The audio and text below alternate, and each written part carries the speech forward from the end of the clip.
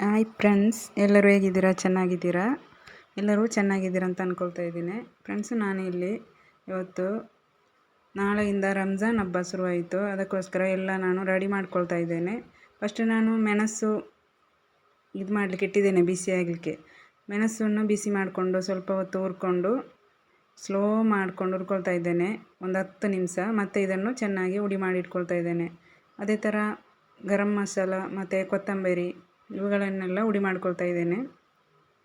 ಮೆಣಸನ್ನು ನಾನು ಫಸ್ಟ್ ತೊಳ್ಕೊಂಡು ಕ್ಲೀನ್ ಮಾಡಿ ಒಂದು 8 ದಿವಸ ಇದನ್ನು ಬಿಸಿಲಿಗೆ ಇಟ್ಟು ಒಣಗಿಸಿದ್ದೇನೆ. ತೊಳ್ಕೊಂಡು ಒಣಗಿಸಿ ಕ್ಲೀನ್ ಮಾಡಿಟ್ಟಂಥ ಮೆಣಸಿದ್ದು ಇದನ್ನೀಗ ನಾನು ಚೆನ್ನಾಗಿ ರುಬ್ಕೊಂಡು ಹುಡಿ ಮಾಡಿಕೊಂಡು ಒಂದು ತಿಂಗಳಿಗೆ ಆಗುವಷ್ಟು ಹುಡಿಯನ್ನು ರೆಡಿ ಮಾಡ್ಕೊಳ್ತಾ ಇದ್ದೇನೆ. ಯಾಕಂದರೆ ರಂಜಾನಲ್ಲಿ ನಮಗೆ ಅದು ಮಿಕ್ಸಿಗೆ ಹಾಕೋದು ಮತ್ತು ಗ್ರೈಂಡರ್ಗೆ ಹಾಕೋದು ಅದೊಂದು ಬೇರೆ ಬೇರೆ ಕೆಲಸ ಇರುವಾಗ ಅದೊಂದು ಕೆಲಸನೂ ಜಾಸ್ತಿ ಆಗ್ತದೆ. ಅದಕ್ಕೋಸ್ಕರ ಎಲ್ಲ ರೆಡಿ ಮಾಡಿಡ್ತಾ ಇದ್ದೇನೆ. ಒಂದು ತಿಂಗಳಿಗೆ ಬೇಕಾದಷ್ಟು ರೆಡಿ ಮಾಡ್ಕೊಳ್ತಾ ಇದ್ದೇನೆ. ಫಸ್ಟು ಮೆಣಸನ್ನು ಬಿಸಿ ಮಾಡಿಕೊಂಡು ಅದನ್ನು ಒಂದು 10 ನಿಮಿಷ ಆಗಿ ಬಿಡ್ತಾ ಇದ್ದೇನೆ. ಮತ್ತು ಗರಂ ಮಸಾಲೆ, ಚಕ್ಕೆ, ಲವಂಗ ಮತ್ತು ಜೀರಿಗೆ, ಬಡಸೊಪ್ಪು ಅದರ ಜೊತೆಗೆ ಎಲ್ಲ ಉಂಟು ಮಿಕ್ಸ್.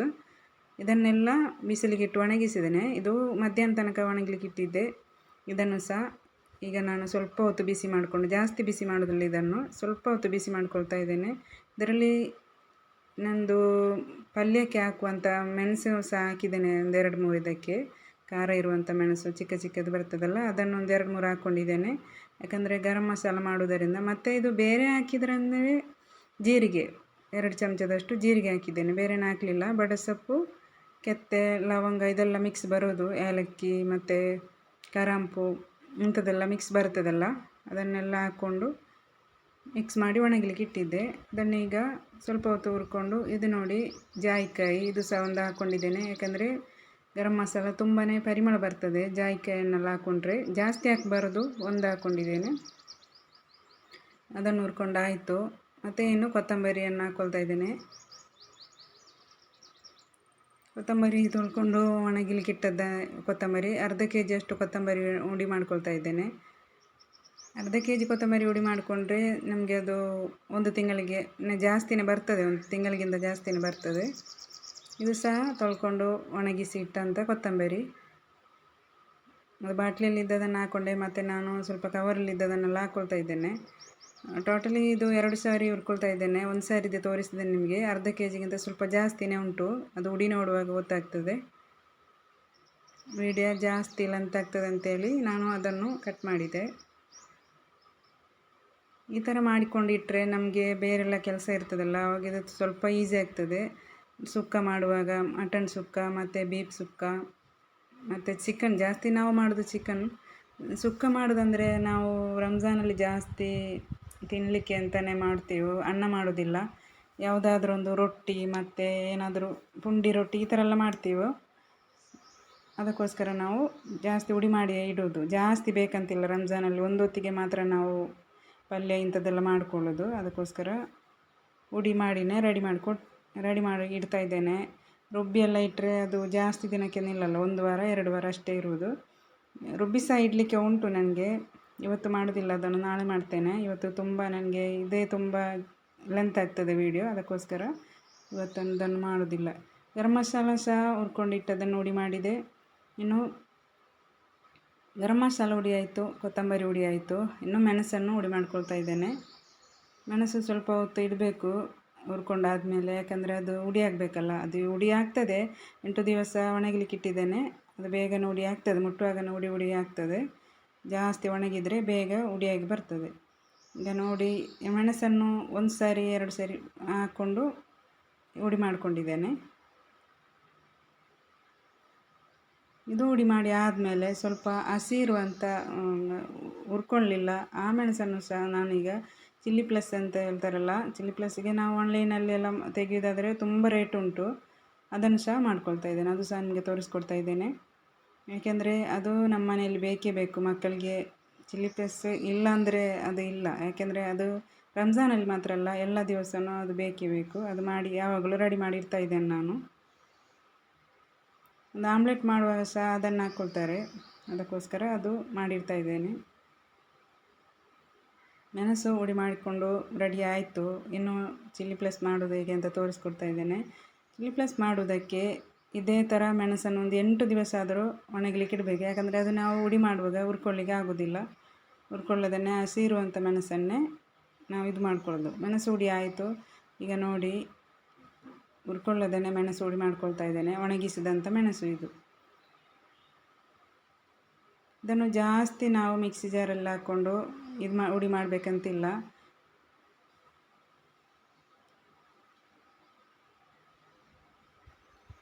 ಇದು ಒಣಗಿದಂಥ ಮೆಣಸು. ಇದು ನಾವು ಹುರ್ಕೊಂಡಂಥ ಮೆಣಸಲ್ಲ, ಹಸಿ ಇರುವಂಥ ಮೆಣಸು. ಇದನ್ನು ನೋಡಿ, ಇಷ್ಟು ಸಾಕು, ಇಷ್ಟು ಹುಡಿ ಆದರೆ ಸಾಕು. ಚಿಲ್ಲಿ ಪ್ಲಸ್ ನಿಮಗೆಲ್ಲರಿಗೆ ಗೊತ್ತಿರುವಂಥದ್ದೇ. ಈ ಥರನೇ ಬರ್ತದೆ ನೋಡಿ. ಈ ಟೈಪಲ್ಲಿ ಮಾಡಿ ಹುಡಿ, ಜಾಸ್ತಿ ಮಾಡಬೇಡಿ.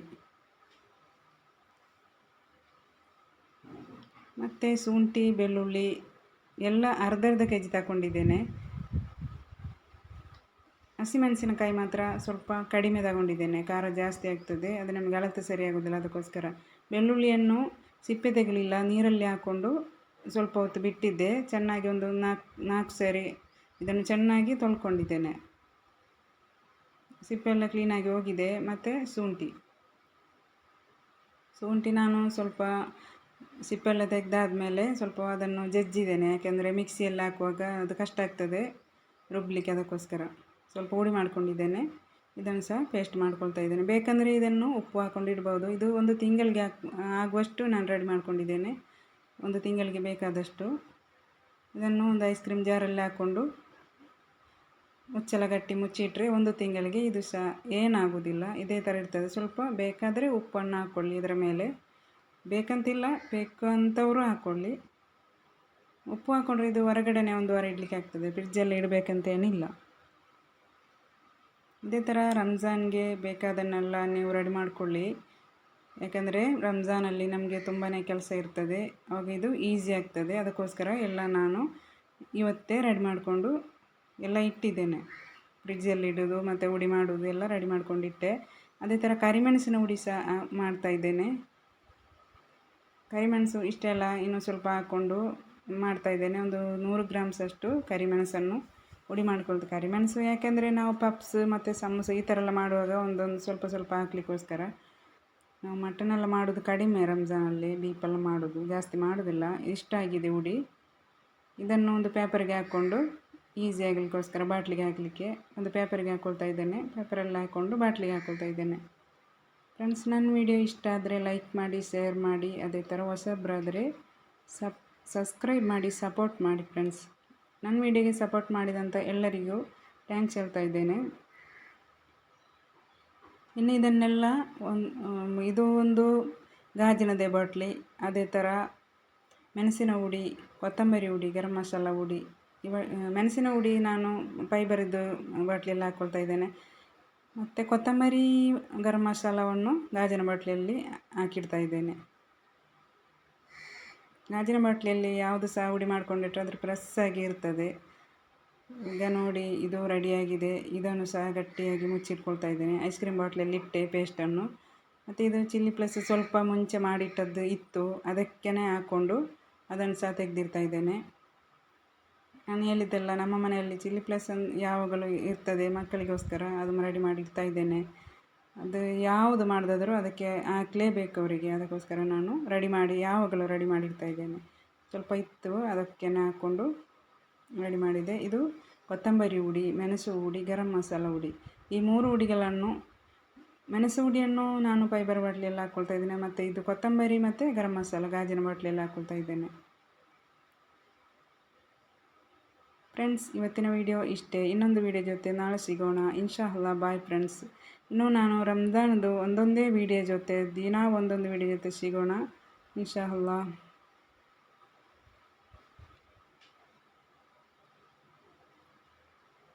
ಓಕೆ ಫ್ರೆಂಡ್ಸ್, ಬಾಯ್.